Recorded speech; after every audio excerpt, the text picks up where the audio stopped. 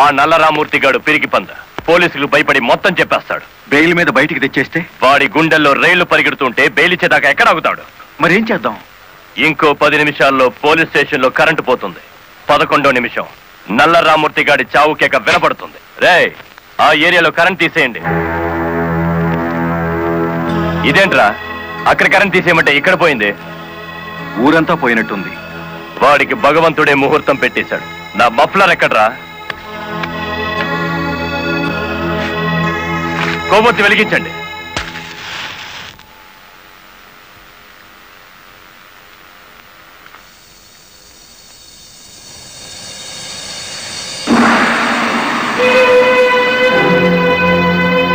Lorry driver నువ్వా?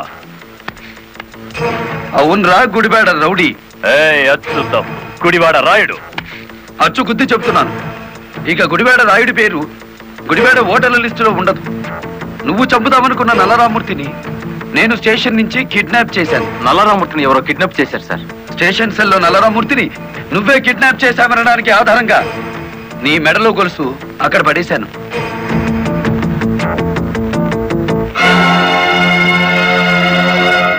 ఏ commissioner ముందు ఎస్పీని కలెక్టర్ని దోషుల్ని చేశావో అదే కమిషనర్ ముందు నిన్నిప్పుడు దోషుని చేశాను. మీ పావలా వాటాగాన్ని సాక్షిని చేసి దాచేశాను. రేపుదయం కోర్టులో నోరిప్పే వరకు నల్లరామూర్తి నల్లపోస అయిపోతాడు. రేపుదయం కోర్టు తెరిచే వరకు టైం ఉంది కదరా, ఈలోగా ఎన్నో జరిగిపోవచ్చు.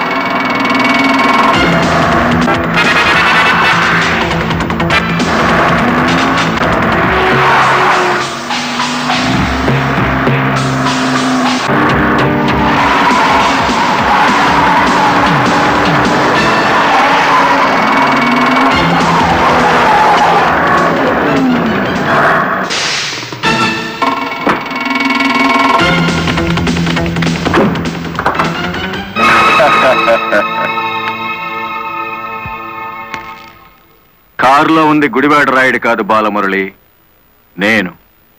నీ ఆవేశం నిన్ను 120 కిలోమీటర్లు తీసుకొచ్చింది. ఇప్పుడు 6 గంటలైంది.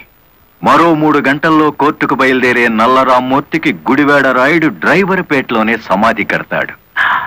ఇప్పుడు నువ్వు గెలిచినట్ట, మేం గెలిచినట్ట.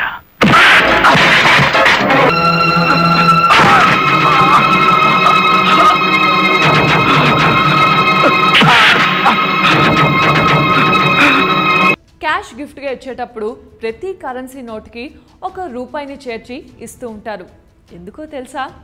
రౌండ్ ఫిగర్తో కాకుండా 51 రూపాయలు, 101 రూపాయలు అలా డబ్బులు ఇస్తే దాన్ని విభజించేందుకు వీలుండదు. కాబట్టి డబ్బు ఇచ్చిన వారికి తీసుకున్న వారికి సంబంధాలు కూడా విభజించలేని విధంగా బలంగా ఉంటాయని నమ్ముతారు. 0 వచ్చేలా డబ్బును రౌండ్ ఫిగర్తో ఇస్తే అంటే 50, 100, 500 ఈ మొత్తం అంకెల చివరన 0లున్నాయి కాబట్టి ఆ డబ్బును తీసుకున్న వారికి సమస్యలు వస్తాయట.